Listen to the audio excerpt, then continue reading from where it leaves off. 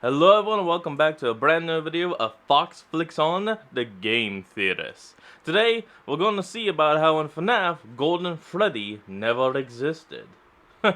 Alright, Matt Pat, let's see what got you thinking on this train.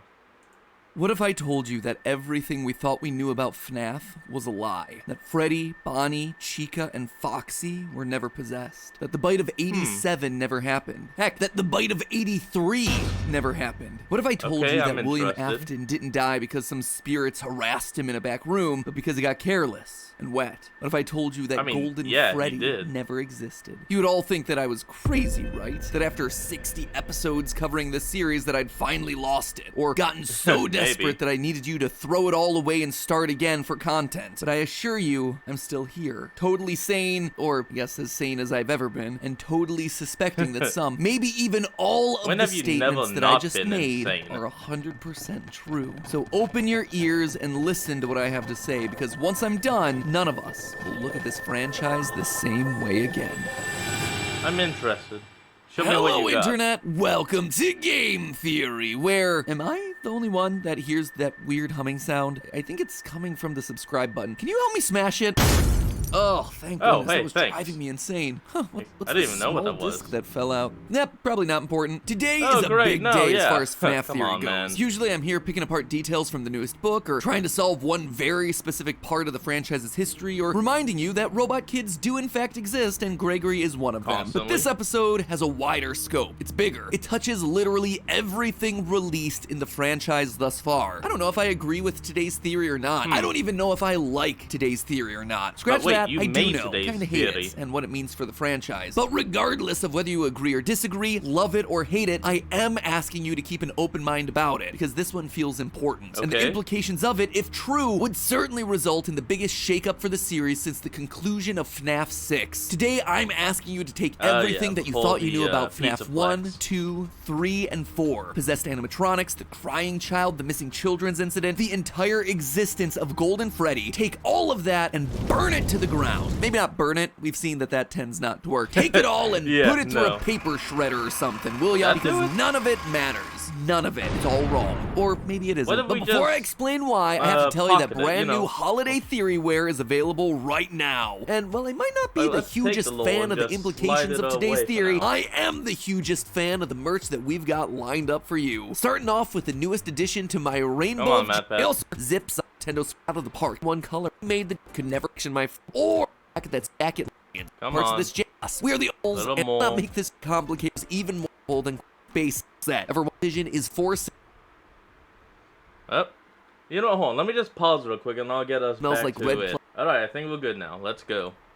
In the description below, and you better do it quick before I decide to retcon it all out of existence. Speaking of retconning, back in 2019, we got the release of Five Nights at Freddy's Help Wanted, otherwise known as FNAF VR. A game that, to this day, ranks as my third favorite from the franchise. On one hand, it was looking forward to the next phase of the series by introducing a new villain, Glitch Trap. But it also had its feet firmly planted in the past, a culmination of everything that had come before in a very literal way, by collecting the first 3 games and turning them into VR experiences. It really felt like an inflection point for the series, a transition from the old story of a serial killer in a haunted pizzeria to the new stories it had yet to tell about the killer living on through technology. But buried in the game were some lines that made everyone stop and go, huh? Right at the top, we got this moment. We know that Fazbear Entertainment has developed something of a bad reputation, and while it's true that some stories associated with our name were loosely based on actual events, the majority of them were total fabrications from the mind of a complete lunatic. Lawsuits pending. With the lunatic shown on screen being, of course, a picture of Scott Cawthon himself. It felt like good meme fodder, a funny meta joke that also poked fun at Fazbear Entertainment papering over their bloody history. But then the game chose to double down. In one of the game's hidden lore tapes, we learned more about this lunatic spreading lies about the Fazbear restaurants. They lied to all of us. They told us that the whole point of this VR game was to undo the bad PR done by a rogue indie game developer. But that's not true at all. Fazbear Entertainment hired the game developer. Those indie games were designed to conceal and make light of what happened. It's an elaborate cover-up. It was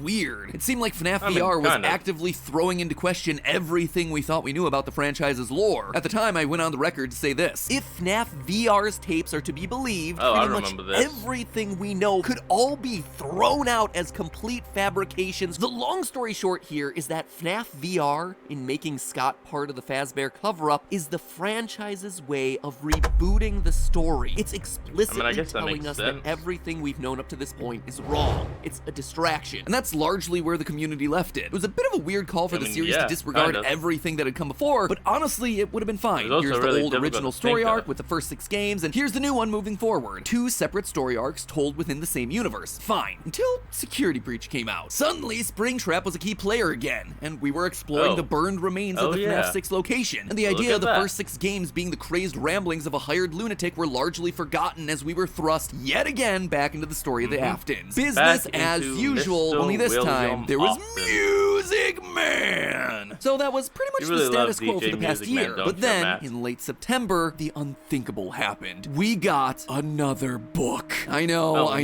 said the B word. I'm sorry, but stick with me, this one's different. You see, this one delivers on the hope that we've had for the books from the very beginning, that they would take small moments from the games and expand upon them to bring more clarity. Care to guess what moment from the games they chose to expand upon? The story of a rogue indie developer hired by Fazbear Entertainment to create a series of games covering up the company's shady past. And if there was any lingering doubt as to how this story fit into the games, the title was none other than Help Wanted. I'm about to summarize what exactly happens in the story, but the TLDR of it is exactly what we predicted back in 2019, that everything you thought you knew about the franchise is dead, just not exactly in the way that we thought, and it suddenly changes everything about how we should be approaching this franchise moving forward. In the story, we follow a character named Steve, an indie game developer stuck in a dead-end job while working on a, quote, fetch quest-based game featuring cartoony chipmunks. Now, what could that be a reference to, Scott? Just like we hear about in FNAF VR, Steve is contacted by Fazbear Entertainment to create a series of games in order to help rebrand the company. At first, he turns down the offer. Not the company to take no for an answer, Fazbear then sets up an elaborate plot where they catfish Steve into a date with the woman of his dreams. During the date, he passes out, only to wake up and find that suddenly he's married to the woman and suffering from severe memory loss. This happens a few more times, waking up to discover that he now has children, or that the house he lives in is being foreclosed. Suddenly, in desperate need of money, he contacts Fazbear Entertainment and starts making games for him. 4 games, to be specific. Wait, I think I just realized what the whole thing was.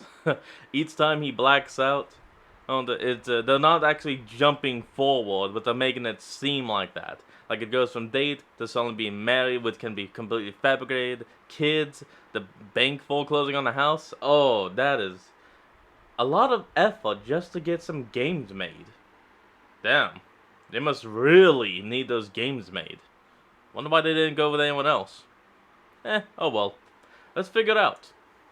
All the while, a constant ringing is happening in his ears. Bit by bit, he becomes more sleep-deprived and paranoid, which then feeds into his games. At night, he's haunted by night terrors, horrific monsters that keep popping out of the walls, which only pushes him to work harder. And throughout it all, the ringing continues to build, rotting his brain. Eventually, Steve discovers what's going on. The high-pitched sound that he keeps hearing has been creating illusions used to gaslight him. His house, just a series of blank rooms. The night terrors, amusement park jump scares coming out of the walls. His beautiful family, robots with plastic faces and wheels. Their physical description actually sounds a lot like the staff bots. Steve is then given a choice of going back to the miserable real world or returning to the happiness that he felt inside the illusion. He chooses the illusion, giving his robot wife a hug, who then stabs him to death. Oh, also there's a DJ on the radio called DJ Dan, the Music Man. It's not important to the lore, it's just for the memes. It is a super sad story. It's also in no way a tale from the Pizzaplex, considering the place isn't mentioned once. But more than anything else, it's a story that confirms some of our greatest fears about the franchise. First and foremost, illusion discs are now officially a thing in the games. If you don't know what illusion discs are, then good for you. You clearly avoided reading the novels. I, however, not so lucky. Basically, these things use high-pitched noises to trick the human mind into creating intensely real illusions of things that aren't really there. A robot appears exactly like a human. A pizzeria is more decorated than it actually is. Characters turn practically invisible on camera. These are all ways that they've been used in the books, but up until this point, we've never had a reason to believe that they were in the game universe. The only time that I've suspected that they might— Here we are. I was literally just about to say this. Thank you, MatPat.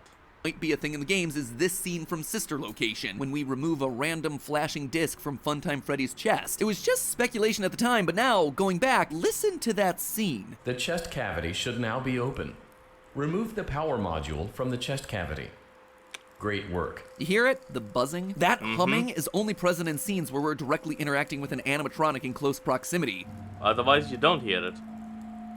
Just saying, there might have been more evidence to suggest that these things were actually in the games earlier than we thought, but hindsight's 2020. With this new story, we know it's valid technology, and that has huge implications for things that we see throughout Security Breach, like when we hear high-pitched ringing and have distorted vision anytime Vanny runs past us. Oh yeah. Why Glamrock Freddy apparently can't see Vanny until he gets Roxy's eyes. It's all much more likely now because she's using illusion I'm sorry, discs. but hold on. If you think about it, it's like he's like, "What up, bitch? I can see you." Someone out there, if you're watching, take that scene and just that one panel from the comic and change out the text, say, "There you are, bitch. I can see you," or something like that. That is hilarious. Someone do that, please. They also play into the mystery of who Patient 46 is. In Retro CD number 15, we hear this clip. I have this still shot the text pulled from the security footage that recorded you in the Pizzaplex. That's you, isn't it? I know this image is distorted, but I think it looks like you. You're talking to someone.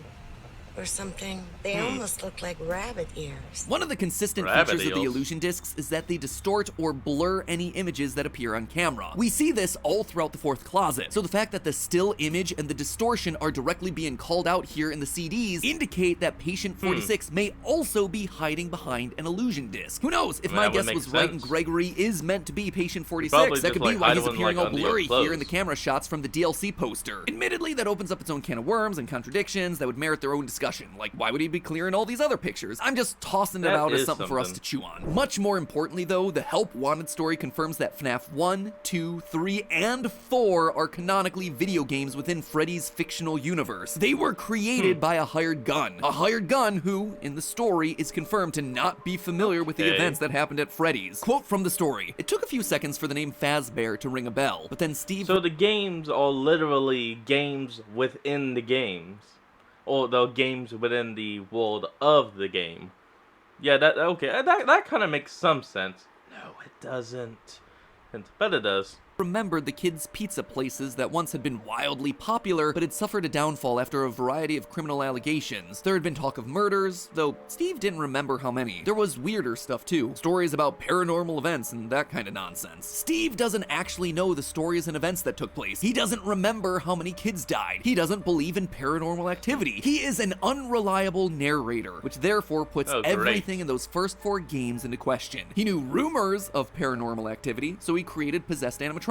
He knew about murders, so he put in minigames depicting kids being murdered. As for the facts, though, he cannot be trusted. And the story tries to make it crystal clear that FNAF 4 was largely of his own creation, born out of the torture that Fazbear was subjected to. As his hallucinations get more nightmarish, Steve starts seeing monsters literally appear out of the walls. One of them is described as follows, quote, "It was the head of something. It was small, but bulbous and vain. Its large eyes almond-shaped with cat-like pupils. It lunged forward from the hole in the wall and parted its jaws to reveal a mouthful of sharp-looking teeth. Its pointed tongue darted out like a snake's when it sniffed the air." This moment isn't just to show us Steve's torture, it's to show us the influence that it has on the games that he's making. Look at the description. Does it remind you of anything? A character with cat-like eyes, a long pointed tongue, sharp teeth, who likes to pop out unexpectedly? It's Nightmare Foxy from FNAF 4. Look at this picture from the teasers leading up into the game, especially the long pointed tongue. Who else pops out from the closet, from under the bed, from behind a TV in that game? Foxy. The book is spelling out for us why that game is so different, why it's no longer a game about Fazbear Pizzeria. The torture became so much that the story had shifted from being a Fazbear story to being a Steve story. 4 games, 1 story. It's the clue that Scott gave us a long time ago during a live stream after the release of FNAF 4. At first, I suspected the line was all about dream theory, that all of it was happening in the nightmares of a child, and I think that one was right. Then it shifted to the 4 games being about one family, the Aftons, as their kids grappled with the sins of their father, and I think that was also right. Sense. But now Love it's it. changed once again. It's now 4 games about one new story, Steve's story. The story of a game designer that was being gaslit by an evil robotics company. You know, I gotta hand it to Scott. It's actually impressive how many times he's been able to make that single phrase describe the same set of 4 games. It also means that Scott gets to have his cake and eat it too. He gets to make those first 4 games the equivalent of Dream Theory without it actually being a dream. Had to. Oh, right was the puppet referred to as a he in FNAF 2? Steve didn't know. Were there 5 victims? 10? 15 in that first set of pizzerias? Don't know. Steve's just making his best guess. But most importantly of all, it means that anything that doesn't physically appear in or after Sister Location and beyond is suddenly cast into doubt. And when you think about it, that includes some major parts of the lore. For instance, we know that Michael Afton is in fact a security guard for Fazbear Entertainment at some point thanks to the security logbook. Plus, with Sister Location in FNAF 6, we know that he ends up getting scooped and dying in a fire. Sister Location also proves the existence of Elizabeth Afton and how she got scooped by Baby. But the third Afton kid, Crying Child, he's never been mentioned in any other game other than FNAF 4. I've made theories suggesting that he's the other spirit communicating with Cassidy in the survival logbook, but you know, that's just speculation because I assume that he existed. In FNAF 6's Midnight Motorist, there's reason to believe that he's the one who broke out of the house, considering that Mike in the chair says he's had a hard night, but again, that is pretty weak evidence. Honestly, the closest we get to having physical evidence of his existence is in Security Breach's Oop, hold on. Sorry.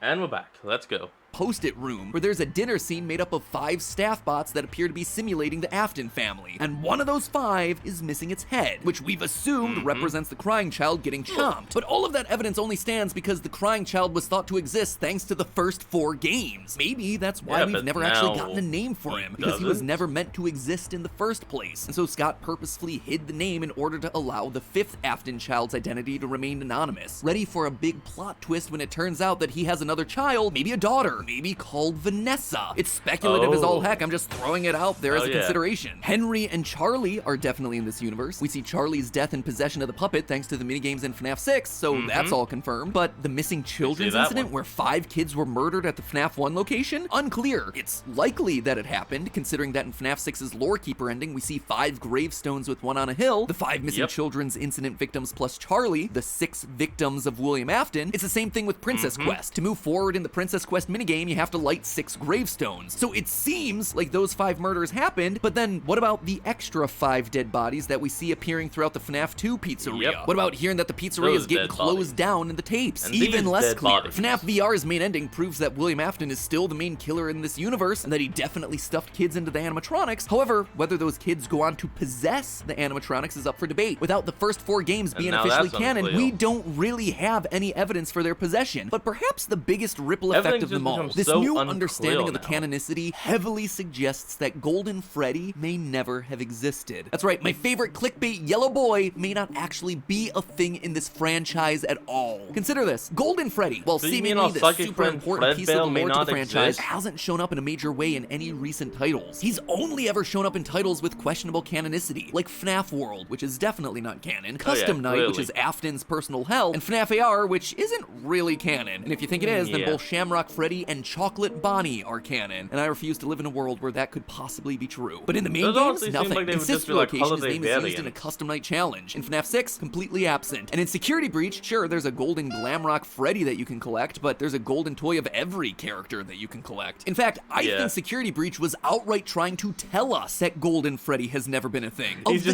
dozens of collectibles that you can find throughout the game, plushies, figurines, keychains, sweaters, 4 of them actually seemed important. 3 posters from Fredbear's Family Diner, and an even older one from Fredbear's Singin' Show. The Singin' Show is, I don't know, man, it makes it look like the next game is gonna be a crossover with Bendy and the Ink Machine. But the Fredbear's Family Diner ones are the ones that I want to focus on now. Look at these things. One of them has the golden Bonnie with a purple bow tie, just like you'd expect. But the other 2 show us a brown bear with a black hat and a black bow tie. And you see, that is a huge detail. Up until this point, we've been under the impression that there were only 2 mascots at Fredbear's Family Diner, Golden Bonnie and Golden Freddy. In FNAF 3, we see a Golden Bonnie and Golden Freddy performing together on stage. Similarly, in FNAF 4, we see Golden Bonnie and Golden Freddy again. It was always those 2 together, with other characters like Foxy and Chica not showing up until later. So why then in Security Breach would they show us regular Freddy as the one on the Fredbear posters? Unless he is Fredbear. It's everything that we've been talking about today. Our evidence for Golden Freddy is all found founded upon the original 4 FNAF titles, games made by a guy whose brain was slowly turning to mush. But when you actually stop and look for the physical evidence of who Fredbear was in the games that are still considered to be canon, all we get is a brown bear.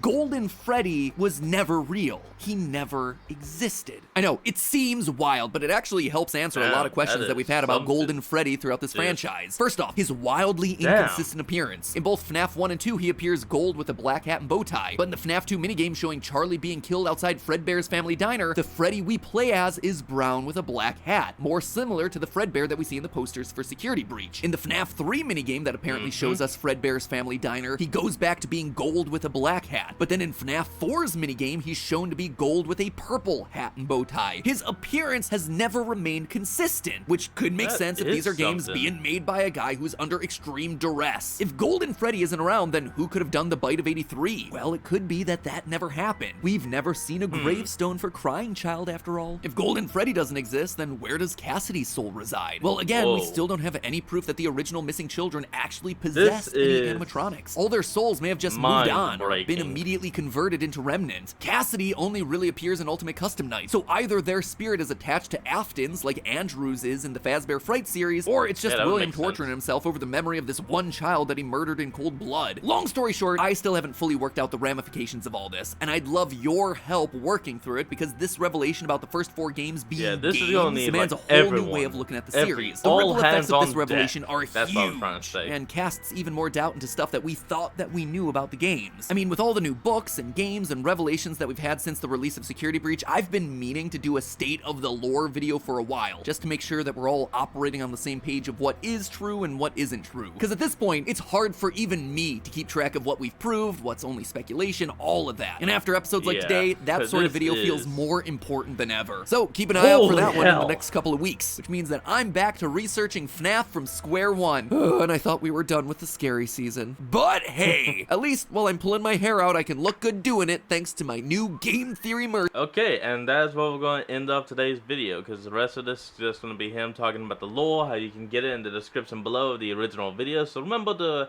click the link into my description to go to his video for that link.